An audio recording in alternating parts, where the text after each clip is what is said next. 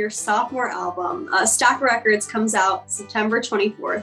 What's going through your mind? We've got like less than a month till it comes out. Yeah, I've been ready for this for a while. I've probably written over half the songs, a year or two ago. They've been around for a while, and some of them are recent, but it's been, I've been ready for it for a while. We recorded it back at the end of last year and beginning of this year. So we've had it for a while. We've just been kind of sitting on it and letting, where I find God kind of do what it's going to do. And I feel like now is a good time. I'm pumped up. I mean, I'm proud of the record. This is some of my best work, and I'm proud of it. So Stack of Records was literally inspired by a stack of records. Can you go into a little bit of depth on the backstory of how these 14 songs came to be?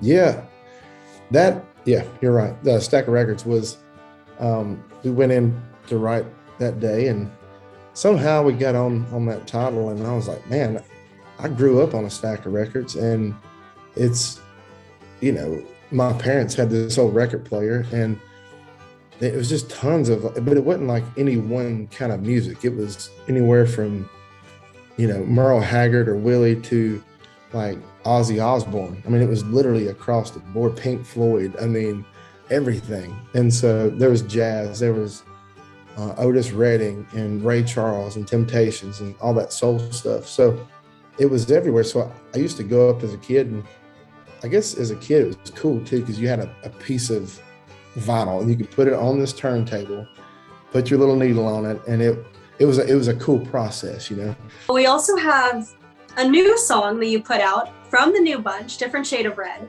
and we're quickly coming to know and love it. I mean, the numbers, they're going up. Like, your music is just so well received for such obvious reasons, because you're so incredible at what you do. So why did you pick Different Shade of Red? How do you even choose which one to put out first when all of them are so good? I now have a team, so they help me make choices like that. I never really know. Like, that's not my department really when it comes to that kind of thing. But it's, I have input.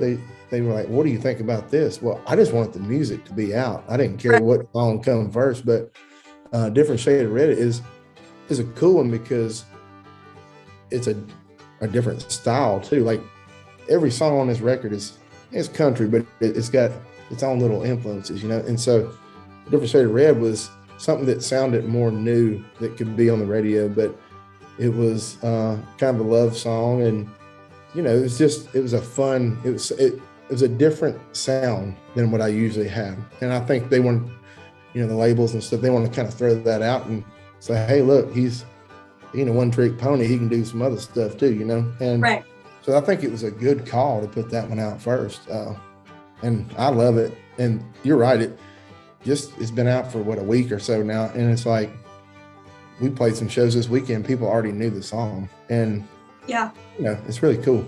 And my last question for you, since we are Celeb Secrets, is there any behind the scenes secret from writing any of these songs that we wouldn't know just from listening? Stack of Records. I mean, when we wrote that song, I thought it was kind of cool because that was Eric Pasley. I wrote that with Eric Pasley, but there's a lot of cool things.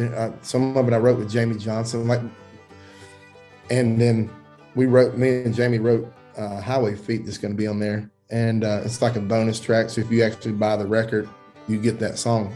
Otherwise, you don't get the song. Like, it's not out for streaming. It's only if you buy the record with me and Jamie. So that's kind of a secret. There you go.